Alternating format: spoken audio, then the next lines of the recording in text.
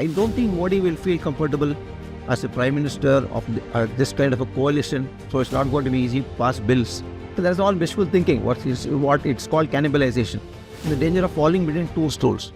Hello Federal viewers, welcome to the discussion on the current trends of the results of the Lok Sabha polls 2024. I have with me Mr. Rangaraj, senior journalist who has been analyzing the trends across various states. Hello sir, welcome to the show. Hello. We could see many regional parties are taking up a hand. Every state is different. So you need one different strategy to take on the Tamil Congress and Mamata Banerjee. In Tamil Nadu, you have the ADMK and the Dravidian platform. It is entirely different. So in Uttar Pradesh, they have to take on a different role when you confront the Samajwadi Party and the Congress is combined. BR is different. Maharashtra is entirely different. Now because of so many splits and many parties there, that though the Shiv Sena was broken, though the NCP was broken, and even the election commission colluded and gave the Shinde group and the Ajit Pawar group the status of the parent party. Even after all that, still they've been able to get together and put up a formidable fight, and they're winning majority of the seats in Maharashtra. So undoubtedly, the regional parties are making big this time. It's also good that they have the national parties like the Congress, then they have the CPI and the CPM to give a national perspective and to make sure that very often sometimes regional interests can clash with one state with another and so on. So they make sure there are no... So can we expect the relationship, the center-state relationship will be little, reasonable, unlike in the past? Even when Indira Gandhi was powerful and she led a strong central government, there was a move largely initiated by N.T. Ramarao with the support of MGR and Tamil Nadu and various state ministers. And they held conclaves and they demanded a larger share of central funds and more devolution of powers to the states. And the strong Indira Gandhi had to come down and respond and set up the Sarkaria Commission, which gave various suggestions to provide more powers to the states and increase devolution of funds, etc. So that became a landmark thing. Even today the Sarkaria Commission is quoted. At the same time, given the nature of the Modi government, it's a very unyielding government. And so the opposition parties are treated at a different level as compared to their own governments in various states. So the confrontation is bound to be there. But this time they are coming with larger numbers to fight them both in parliament. So it's not going to be easy to pass bills. The Lok Sabha and the Rajya Sabha, you have the Chief Minister Stalin, who is already on that ground. Then you have Mamata Banerjee. Then you have even Chandrababu Naidu will be very, very assertive. He will not be easy to handle. So a lot of things could happen. I don't think Modi will feel comfortable as a prime minister of this kind of a coalition where he has to depend on allies. So it's back to the days of Deva Gowda or I.K. Gujral or Manmohan Singh, which he was making fun of. Today he is in that situation where he has to depend on his coalition partners. And the BJP then talked about the contradictions between the coalition.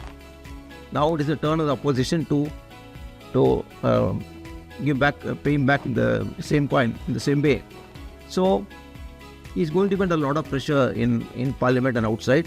So how about the trends in Tamil Nadu? We could see DMK is making a big win, and BJP, which was promising, State President Annamalai said after the Lok Sabha polls, there will be no party called ADMK. So that's all wishful thinking. What it's called cannibalization. They'll go with the form an alliance and they'll try to swallow the alliance as its own food. No, it is cannibalism. That's what they're doing in all the states. They try to swallow the Biju Janata Dal. Last minute Biju Janata, luckily, he kept away from the alliance. It has happened in the case of Shiv Sena. It has happened in the case of NCP. It has happened in the case of other alliance parties across the country. So it didn't work with ADMK now? No, it didn't work with ADMK because it is very strange, because Edappadi was one of the 3 or 4 gentlemen chosen by Modi to receive him when he comes for the NDA meeting, where he declared himself as the Prime Minister candidate for the next elections. After 2 months, within 2 months, the ADMK walked out of that alliance along with 5-6 other parties. So there is a big blow for the BJP and also for the entire NDA. They were building a big image of the NDA. Then they found a very important party in the south where it's weak. The ADMK went out of the alliance. And they are suddenly left without any major alliance in Tamil Nadu. Why BJP could not convince ADMK? But the ADMK, on its part, has met with successive losses. So the only way they can try to overcome the situation, try to defeat the DMK, is to break the DMK alliance and wean away some parties from that alliance and bring it into its fold. But those parties will not come out because as long as it's there with the BJP, they will not touch you with the barge pole. So, because they're all secular parties, whether it's CPM, CPI, CPM, Brazil, Kutchi, Congress, or all these parties, their Main thread is main plank is secularism, on which they are aligned with the DMK.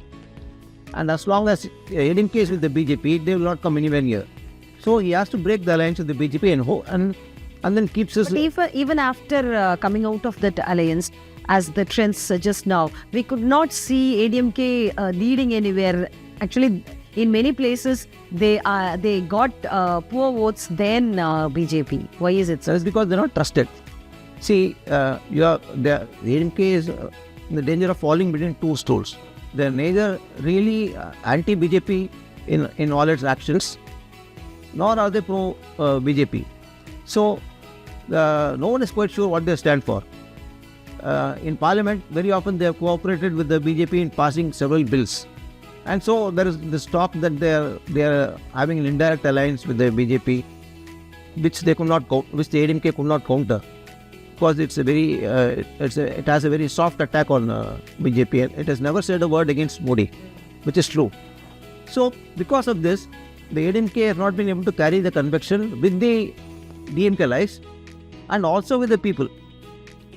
Even the DMK allies are not convinced of its so-called anti-BJP stance, and the people also are not convinced. The minorities have not been impressed at all. They feel this is a drama, and post-poll the ADMK will go back to supporting BJP's camp. Supporting the BJP because the other camp, the DMK and the India Alliance is there. So they don't trust them. So the gamble of breaking the alliance with the BJP and hoping, there are two things they hoped for. One was to wean away some parties from the BJP, DMK-led alliance and bring it into their alliance. That didn't work. Not a single party came out from there. They also hoped that minority votes will be split. It won't go fully to the DMK front. They hope that at least 5% they'll be able to split. Maybe partially they will have got some minority votes. It's not that they will not have got, but it's only partial. Not to the extent that they expected. So not much gains there. So on one side, they have cut links with BJP, which may bring them 5% votes or 10% votes, they're lucky. But if BJP comes into the alliance, the minority votes will go away. Okay. So it is still a catch-22 situation for the ADMK. They don't know which way to go forward in Tamil Nadu to counter the DMK. Coimbatore constituency in the western belt of Tamil Nadu is always known as the stronghold of ADMK, but this time DMK had made a mark. What is behind this change? If the BJP and ADMK votes are combined, they get more votes in the DMK, and DMK would have lost, right? So if you take Annamalai's votes, and if you take Singar Ramsar, the ADMK candidate, they have contested separately. Last time they were together, one alliance, right? Now, if they have to defeat the DMK, either of them has to get 45% plus vote. There's no point one person getting 28% and the other person getting 32%. Both of them end up losing. So that is what has happened.